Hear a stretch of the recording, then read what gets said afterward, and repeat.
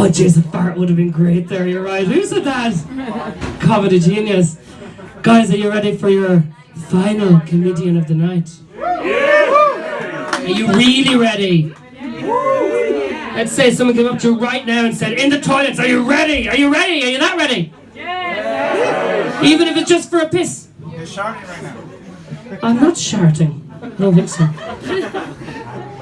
The next comedian, guys, and our last comedian of the night, is, I'm very excited about this, going to give us a scientific explanation from a Hungarian, so I'm guessing there's a Rubik's Cube involved somewhere. Or, you know, kind of proto-fascism. An explanation of the lack of female comedians on the stage. So I think, guys, this is a very important lesson for all of us. Let's give it up for Edina Doci. I mean, that's actually Edina Doci. Give it up!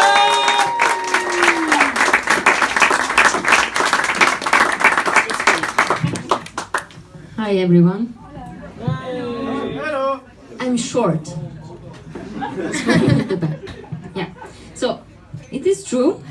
I am Edina, and I am a female scientist. I am a female professor, it's true, from Amsterdam. I mean, I work there, but I live here, but I'm from Hungary. And I'm also a gender researcher. And I have dedicated the past 4 decades of my life to find an answer to one single research question. Why don't women have a sense of humor? So let me tell you a bit about humor first.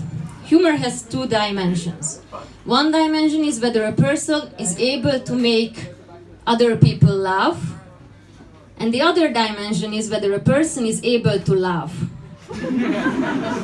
Now, surprisingly, recent research from the area of human ethology has came up with some evidence that suggests that women are able to laugh. You see? There too? It's true. However, according to our literature review, up until today, there has been no substantial scientific evidence that would prove that women are able to make other people laugh. So I have dedicated the past 8 decades of my life to fill this enormous gap in scientific literature. Okay, so the first study we did on this subject, in this study we tried to find the biological reason for the humor gap between the sexes. So we did an MRI study in which we compared the male and the female brain. The male brain was offered for our study by an Eastern European student who had great difficulties in paying for his tuition fees. However, we had much more difficulties in acquiring a female brain. In the end, we managed to retrieve one from a volunteer who used to sign up for experiments in our lab. Now, this volunteer was a middle-aged stay-at-home mother of approximately 400 offsprings, and on the side she was also a mouse. But believe me, in every other way, she was just an average woman than as any of us here, with deep existential anxieties that she was carrying everywhere she went, and this deep sense of inadequacy. Okay, so the place in the human brain where humor is located is called the temporal lobe. So the temporal lobe is like an earlobe. It's just much more temporal. And what we found was that the temporal lobe of the male brain of our Eastern European student was 300 times bigger than the temporal lobe of the mouse woman. Which means that the average man is 300 times funnier than the average woman. And we have proven this scientifically. 300 times. Now, just think about it. Let this sink in. Now you start to understand why there are so few female stand-up comedians, right? Okay, so in our follow-up study, we try to understand why female stand-up comedians are much less funny than normal stand-up comedians. And we did some qualitative content analysis of these comedy sessions, and what we found was that while normal stand-up comedians choose their topics really well, because they focus on issues that concern everyone equally. For example, jerking off, like we heard tonight.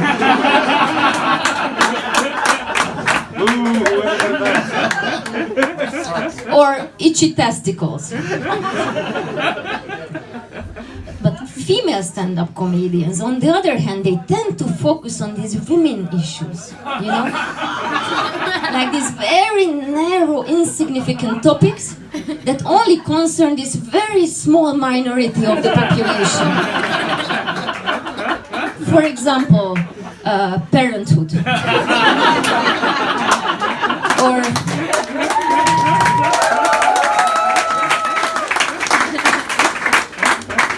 relationships. Or climate change. And the reason for this, we found, is that almost all female stand-up comedians today are women. It's true, it's statistics. And this is because of positive discrimination and affirmative action in the entertainment industry that discriminates men who are aspiring to be female stand-up comedians.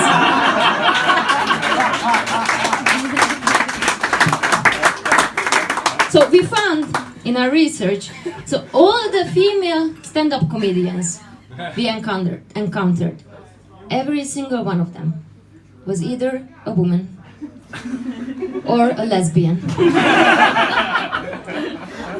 Or a lesbian woman. We could not identify one single lesbian man of all the female stand-up comedians, which is a proof for reverse sexism in the comedy scene today.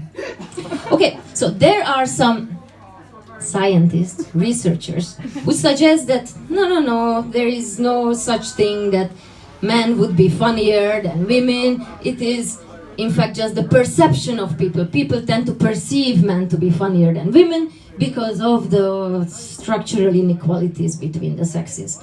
But this is obviously not true. Right? I mean, women today can vote. And women today are not only allowed to do all the paid work that men can do, but on top of the paid work, they are also allowed to do all the unpaid housework that men are still excluded from and can only dream of. Which shows that women at this time and age have more opportunities than men have.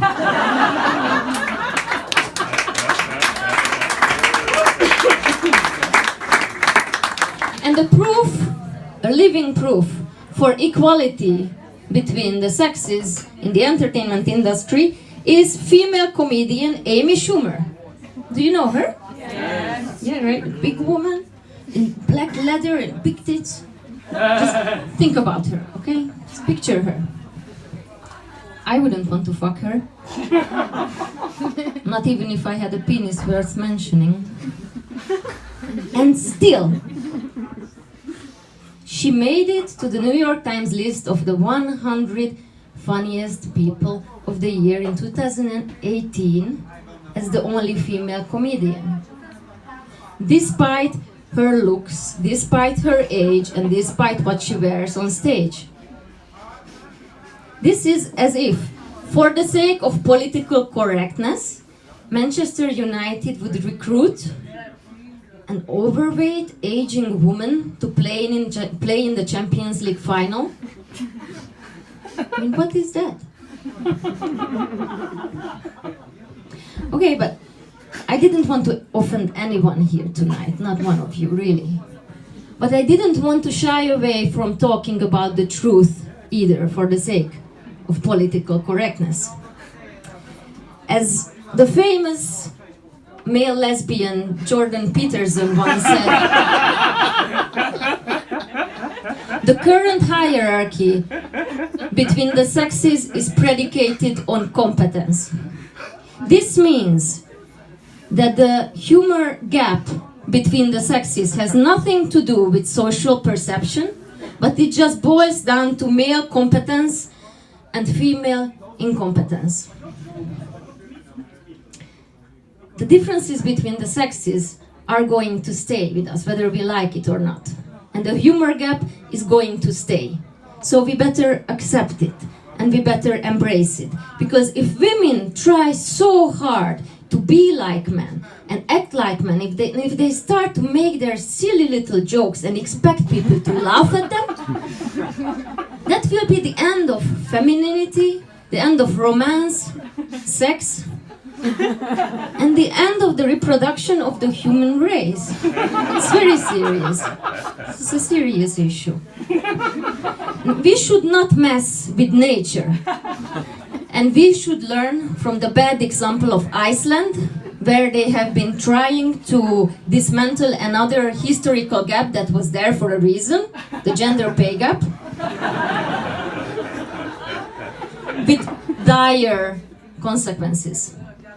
As we learned from our participatory research project that I and my research team have conducted in Reykjavik between 2006 and 2015. So for 9 years, we have participated in the intimate life of an average Icelandic couple. So we watched, we were standing behind the curtain of their bedroom and we watched their sexual life and we took notes of their sexual behavior. And what we found was mind-blowing. So what we found was that as the gender pay gap decreased in the country over the years, so did the libido of the average Icelandic couple decrease. To the extent that by 2016, the average Icelandic couple had sex only once every 2 years through IVF. And even though the average Icelandic couple later on claimed that their sexual inactivity had not so much to do with policy issues, but it was mainly due to this feeling of as if they were being watched all the time. But still,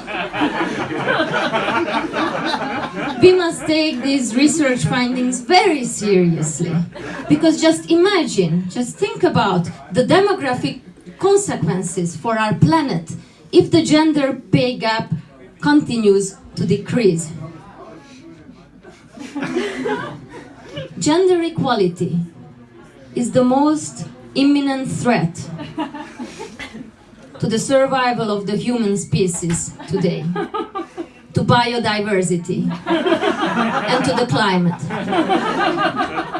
And even though, of course, there are much more pressing issues than the climate today that humanity must tackle, for example, bacteria that causes irritation of the testicles. Still, we must fight gender equality together. And we must boycott female stand-up comedians. Thank you for your attention.